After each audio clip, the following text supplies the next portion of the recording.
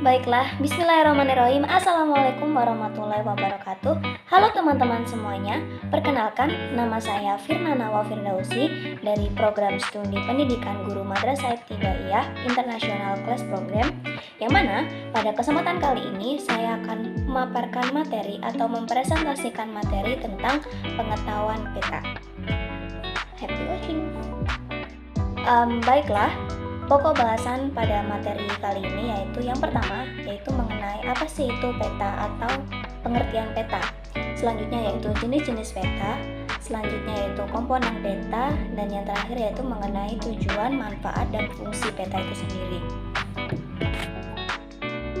Baiklah, yang pertama kita berangkat dari pengertian peta.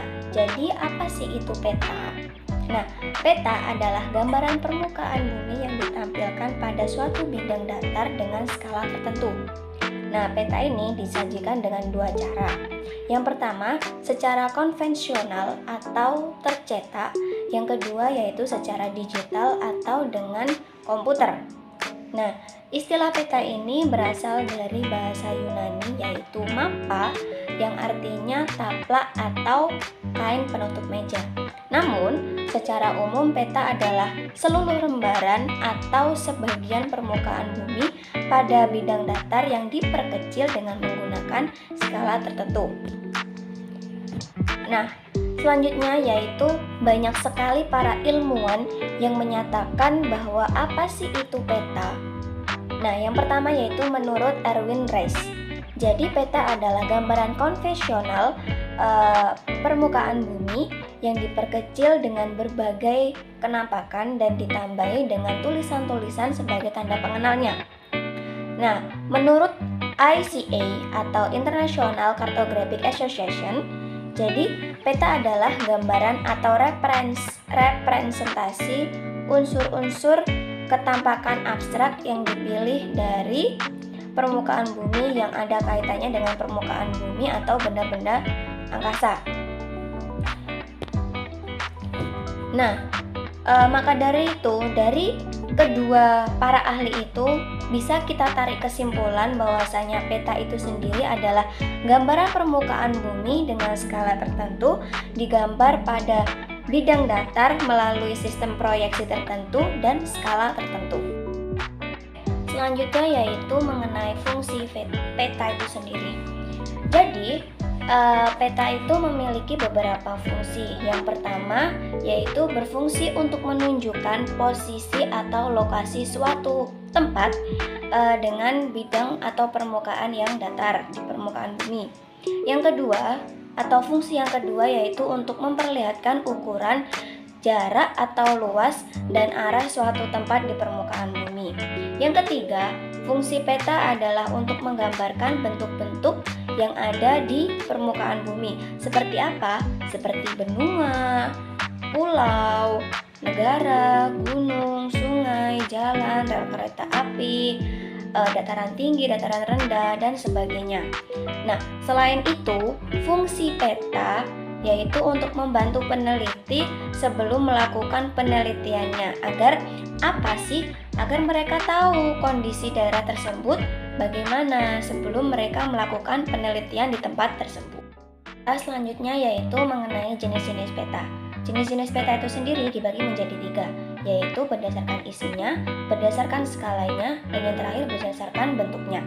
Nah, berdasarkan isinya itu sendiri dibagi menjadi 2 lagi, yakni peta umum dan peta khusus atau tematik. Nah, peta umum ini adalah peta yang menggambarkan seluruh atau sebagian permukaan bumi. Jadi mencakup seluruh informasi yang ada di permukaan bumi ini yang dijabarkan dalam bidang datar dalam peta. Contohnya itu yaitu peta dunia.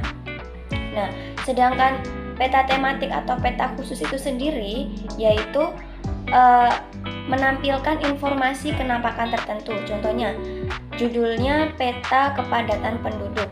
Jadi peta itu hanya menjelaskan mengenai kepadatan penduduk dalam suatu wilayah tertentu. Nah, selanjutnya yaitu berdasarkan skalanya. Itu terbagi menjadi 5, yakni peta kadaster, peta skala besar, peta skala sedang, peta skala kecil, dan peta geografi. Nah, yang pertama yaitu peta kadaster.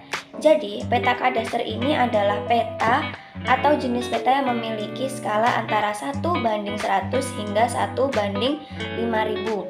Nah, biasanya peta ini digunakan untuk menggambarkan luas tanah maupun sertifikat tanah. Yang kedua yaitu mengenai peta skala besar. Nah, peta skala besar ini skalanya yaitu antara 1:5000 hingga 1:250.000. Biasanya digunakan untuk menggambar daerah yang sempit seperti peta kelurahan, peta desa, peta kecamatan, dan peta kota.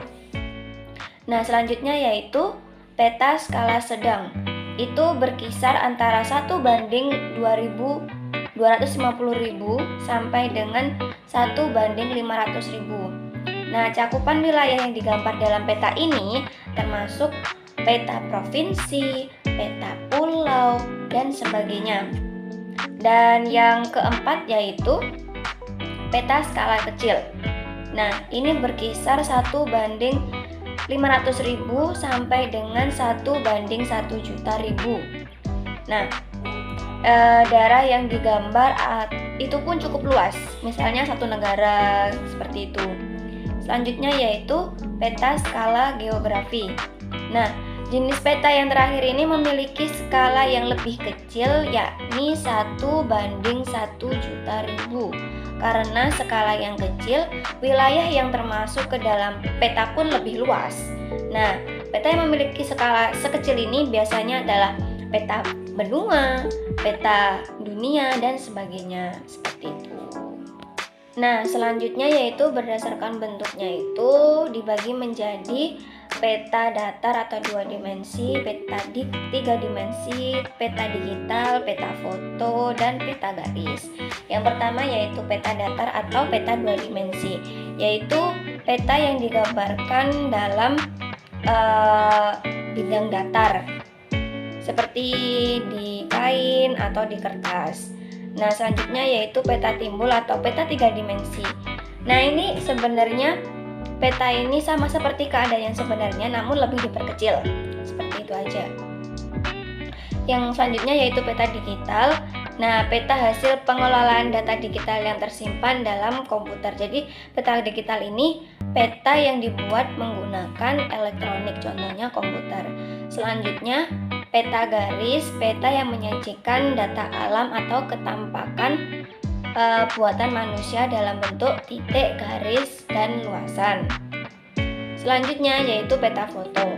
Nah, peta yang dihasilkan dari foto udara. Jadi, peta ini diambil melalui contohnya seperti garis kontur, nama, dan legenda, dan sebagainya. Baiklah, selanjutnya yaitu mengenai unsur-unsur pada peta.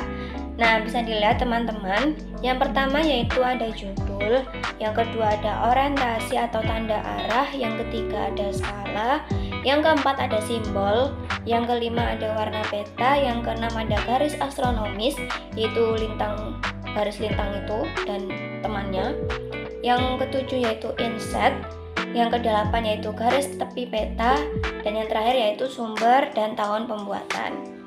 Nah, contohnya bisa dilihat di slide berikutnya. Baiklah, ini adalah contoh peta. Nah, peta itu ada unsur-unsurnya. Yang pertama ada judul, di sini judulnya yaitu Peta Wilayah Kedaulatan dan Yurisdiksi Nasional Republik Indonesia. Yang kedua ada inset peta, jadi peta yang diperkecil gitu. Selanjutnya ada garis astronomis, garis lintang dan garis bujur. Selanjutnya ada simbol peta, ada petunjuk arah atau arah mata angin, ada legenda juga di sini, ada sumber juga. Jika simbol warna itu sendiri, ketika daratan itu semakin gelap ke coklat, itu berarti semakin tinggi permukaan. Contohnya jika sawah itu atau dataran rendah berwarna hijau, jika dataran tinggi atau puncak gunung berwarna coklat tua. Namun jika semakin biru tua itu berarti semakin dalam perairannya. Seperti itu teman-teman, seperti samudra dan Baiklah teman-teman semuanya, mungkin cukup sekian pemaparan materi dari saya. Jika ada kurangnya, saya mohon maaf. Mungkin cukup sekian dari saya. Billahi taufiq wal hidayah. Wassalamualaikum warahmatullahi wabarakatuh.